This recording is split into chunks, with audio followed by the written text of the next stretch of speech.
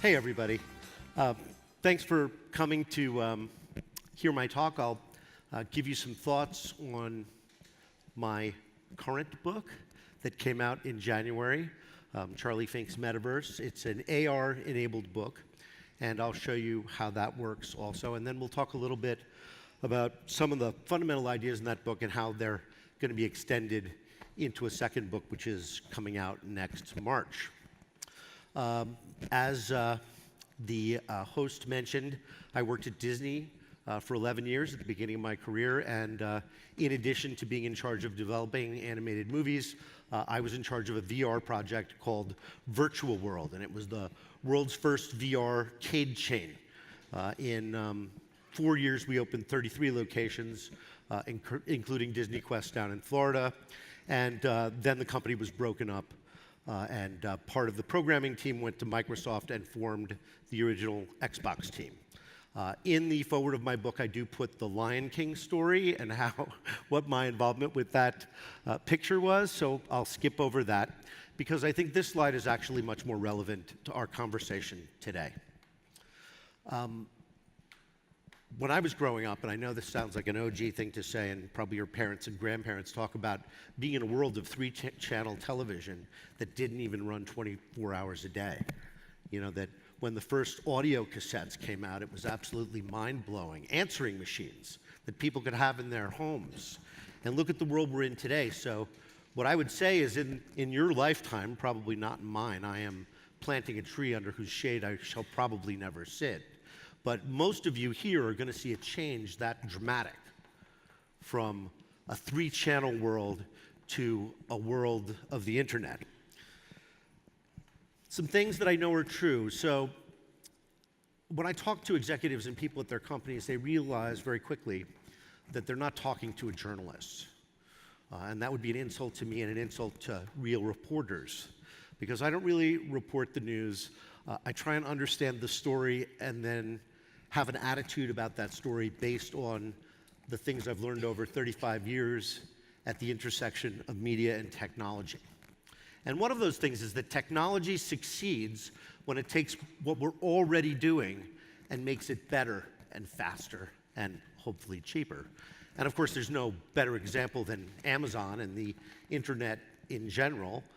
And of course, smartphones became smart almost without us doing anything. You walked into the Verizon store with your Razr phone, and they said, hey, would you like to have a new phone that surfs the internet? And you said, yes, please. So that one was a chip shot, but people are the killer app. We look at our phones. Ori said 200 times a day. I say 400 times a day. And what are we looking for? We're looking for messages. We're looking at social media. We're looking for our email. We're looking, in short, to be connected to others. Finally, all these things, that incredible world that I was talking about that will succeed this one, takes a very long time. I'm talking about from when I was a kid, where we only had 3 channels, to today, where we're awash in information. That was 50 years. So let's have some perspective here, because this is a long path, and the path is a path that is really about not devices, but about the augmentation of mankind, and or humankind, I should say. And the phone in my pocket is augmenting me, right? I can't remember anything without that phone anymore. It is a part of me. The form factor, of course, is terrible. Let's talk a little bit about the book, just because everybody can get a copy of it, courtesy of Reflect, and I will sign it for you. In fact, I'll be at the Reflect booth right after this, so please come by and say hi, and if you have any questions, bring those with you. I love chatting about XR. So the way the book works is you download the free Fink Metaverse app, and you point it at the cover of the book, and here's what happens. Okay. Can you guys run that from backstage? Do you see the button at the bottom of the screen if you run your mouse over it? Okay, so we'll skip that, because you can do that. So what did I learn from writing this book? last year? Well, a couple of themes emerged that made a deep impression on me and have affected my writing and my thinking since. First, AR is a tool that makes humans better. And it has many modes. It's not limited to glasses. It's not limited to enterprise. But it is a tool that can do many things, just as our smartphones do many things. And there are a billion AR-capable smartphones in the world. Imagine that. There's probably 30 million VR headsets. So AR hit an inflection point without anybody knowing it. And finally, Mike brought this up, Ori brought this up. I'm referring to the AR cloud when I say the world will be painted with data. Every person, every place, everything, like my humble book or even a toy, will be covered with an invisible layer of data that you can reveal, either using your smartphone, a tablet, or ultimately, perhaps, some kind of head-worn device. Anything, in fact, that has a camera can be a combiner of the digital and the physical worlds. So there are a lot of letters to talk about this. Perhaps this doesn't confuse the people in this room, but it gets a big laugh elsewhere. It is really hard to keep up. So we created a word to lessen the confusion, XR. All of this started with the Milgram scale, which sounded awfully smart in 1994. And when I first started writing about VR and thinking about it again 2.5 years ago, of course, I saw this and I said, yes, this explains everything. Unfortunately, it's from 1994, and it is absolutely and completely wrong in almost every way. But our friends at Microsoft saw it, and they said, wow, this is going to help us, right? Because if this is what it looks like, if there's a relationship between fully occluded digital worlds and the physical worlds, well, that's going to be great for us, because we've got two devices that fit right in. So let's call it the Microsoft Mixed Reality Spectrum. Forget about those old guys from 1994, and we'll name our fully occluded VR device Windows 10 MR. If you are not confused, please raise your hand. The guy from Microsoft raised his hand. So XR covers everything AR and VR. Every wearable, every watch, every heads-up display, it's all XR, so that's less confusing, I guess, except it wrongly conflates VR and AR, which I would contend are really completely different things. Now, I know they both have enterprise uses, but let's think about it this way. VR started around, VR, this full immersion that we crave, started around campfires and extended to cave paintings and Baroque churches and theater and dark rides and television and movies and books. Anything that requires our willing suspension of disbelief. So it is deeply rooted in us to want to be fully present in imaginary worlds, heaven and hell. AR, on the other hand, is like a tool.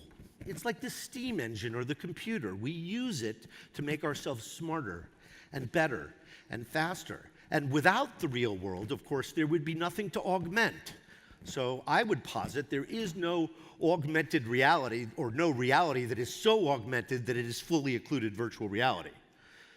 That said, there will be interoperable AR, VR devices, and we may see some interesting hybrids, especially with the world-scale, untethered Quest and Vive Focus coming out, which use their outward-facing cameras. They're capable of detecting hand movements and detecting planes, but they also allow you to move around in the world, combining the digital with the physical. So there's promise in that to create a very interesting sort of cross-platform. But AR today comes in many flavors, and this is AR that's working today. These are devices that you can buy. My book uses a kind of AR called marker-based AR, made by, in fact, Vuforia, and accessing its 3D content from Unity. So it's a really pretty simple way to build AR. There's persistent geolocation. That is the AR cloud. And the first consumer product to persistently geolocate data was Pokemon Go. It wasn't terribly accurate. It wasn't anchored in a particular place, a specific place, but it was there within 15 meters around you. So it's one of the most successful apps ever launched on the iPhone or for Android. So it's hard to argue with that. There's a reflective AR where you do wear a headset. It's like Pepper's Ghost, you know, the ghosts flying around in the Haunted Mansion, right? It's just a stereoscopic image bounced off a mirror and projected onto a piece of plexiglass. And it's a pretty effective illusion. It doesn't do much, but it's a very effective illusion. There are micro displays, many of them, on exhibit in the hall. And these are incredible tools for assembly, warehousing, manufacturing. Right now, today, workers time shift between handwork and schematics or instructions. So that is a feat of concentration that would challenge the most talented worker. And it is very fatiguing. So people make mistakes. And when you are bundling, you know, doing a wiring bundling for an Apache helicopter, mistakes are really costly. And Q&A, so to speak, is very costly. And this can reduce that by 50%.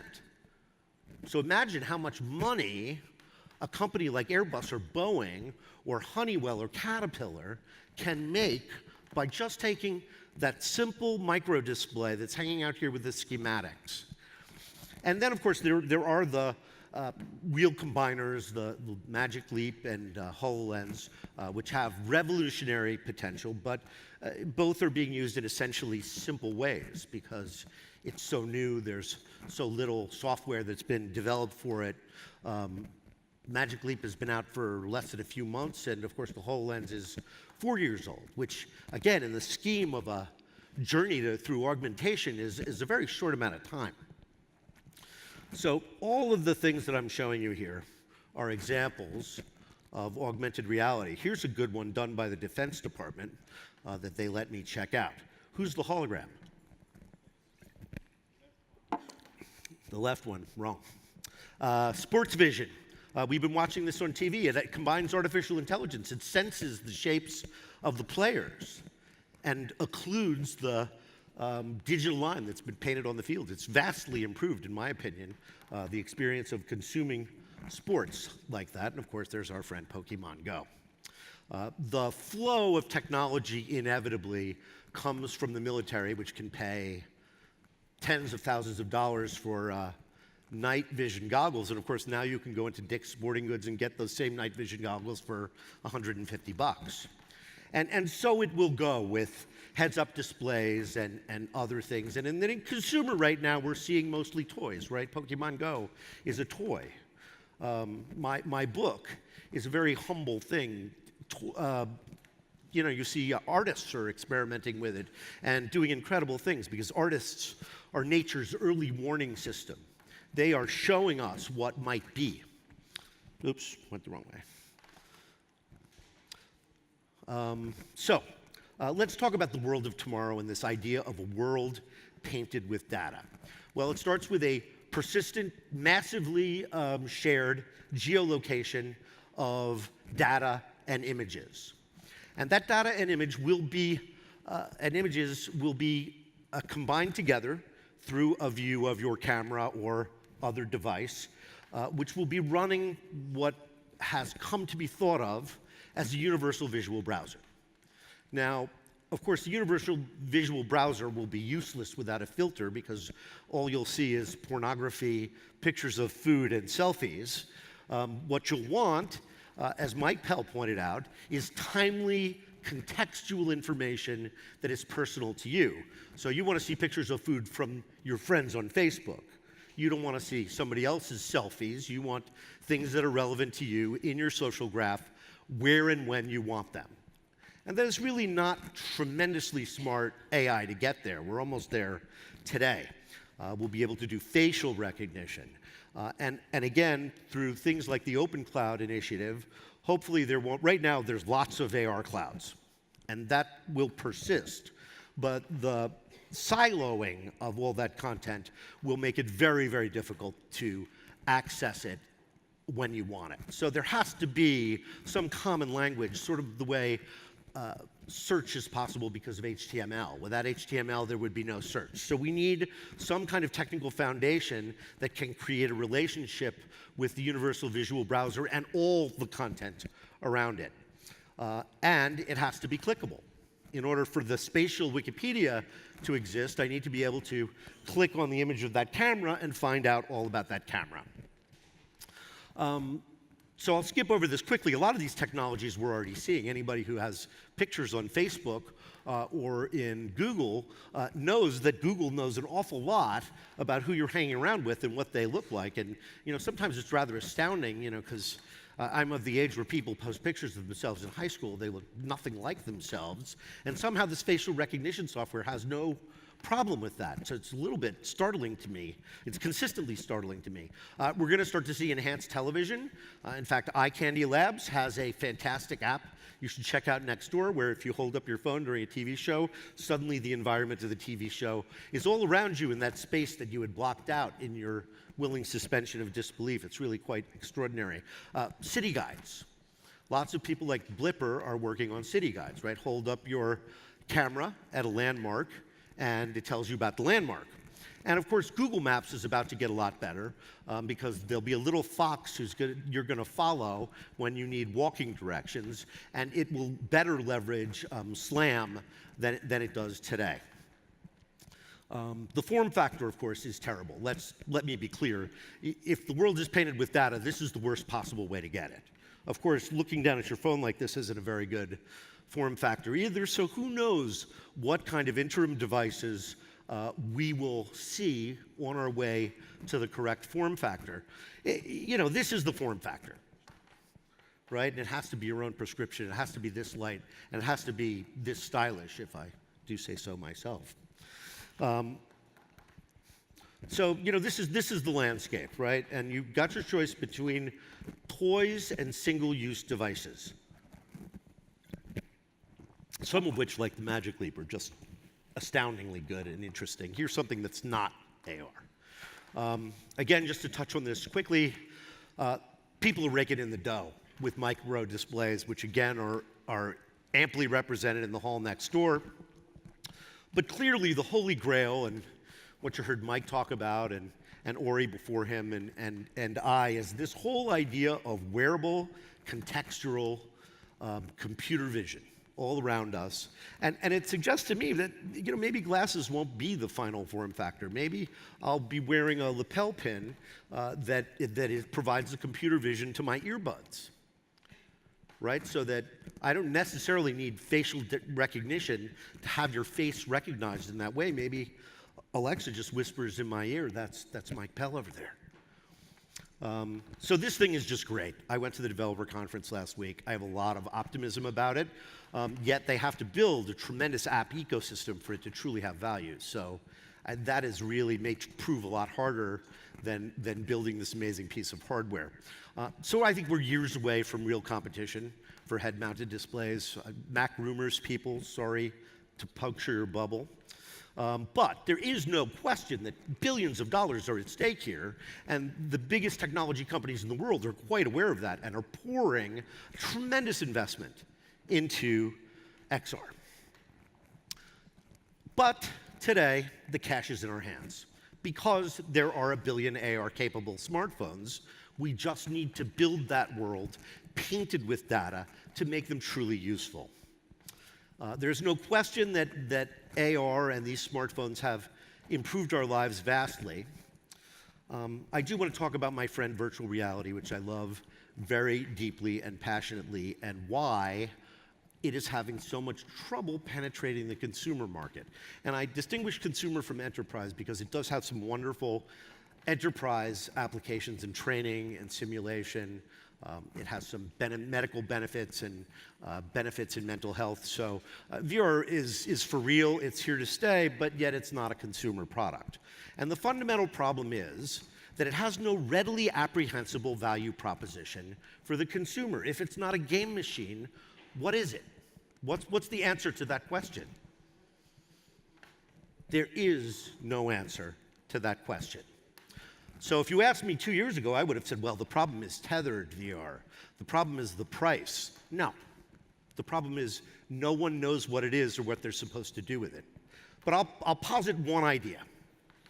VR wants to put us in the movie, right? Walt Disney's great epiphany with Disneyland was that people wanted to walk around in the world of a movie and interact with the characters they loved and the stories about which they were passionate. So if VR could put you in, if Walt Disney could put you in that movie, VR can put you in that movie. But VR needs bandwidth. VR needs much better storage, right? A whole world is a very heavy file. And anybody using VR at home knows it eats up a hard drive like nobody's business. Maybe with 5G, we'll have real-time downloading and low latency downloads. We'll see. I don't know. But the AR opportunity is really huge, and that's why we're all here. The VR opportunity is huge, too. This is not an anti-VR rant, but we're not there yet because we don't have the words and the ideas and the technology to present that value to consumers.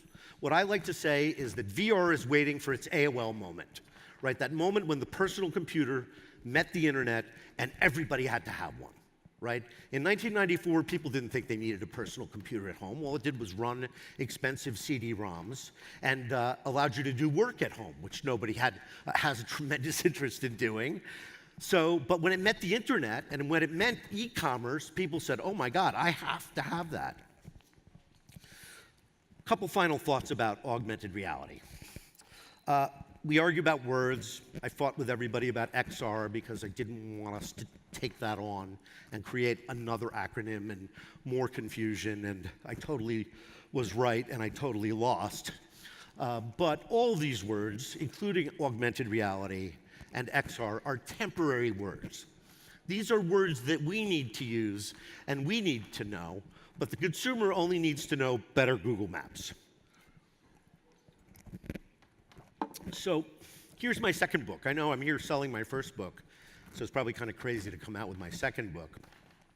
But what I realized is that there is a pain point in our industry, even going after enterprise where the benefits are so substantial and clear, right? There's only two ways to make money if you're a business. Save money on your process or charge more. But you can't charge more unless you add more value. So the process is where the profits can come from. But the problem is education, because the people who need it don't really know about it. We live in a bubble. All of you people here live in a bubble. Everybody you know and talk to knows what we're talking about. But we're, 50,000 people around the world. We're nothing. And no one knows what we're talking about. So there's a real need for education, and that's why I want to write this other book, like my current book. There's an all-star cast of contributors, many of whom are speaking at this conference. And I also want to give a shout out to the sponsors who are making this book possible and are helping with its distribution. Because the problem with a tech book is that it gets outdated very quickly. Even my fantastic book is going to be out of date someday soon, and I warned you in the opening pages that that's going to happen. The chances are if you're holding this book, it's out of date. So how do we get it to a lot of people really quickly? Well, the answer is bypass the publishing process and think about it as industry-wide, an industry-wide cooperative education effort so that we can shorten the sales cycle, reduce the pain points, get not 10,000 books out there, but get 100,000, 200, 300,000, because it's a $50 book that these companies will be giving you with a special code, and then we're going to have it translated into multiple languages. I'm really, really excited about this, and I am humbled by the support I've gotten for it and the trust that people put in me to tell this incredible story. So thank you for listening to me. I look forward to seeing you guys at the book signing. Enjoy the rest of the show.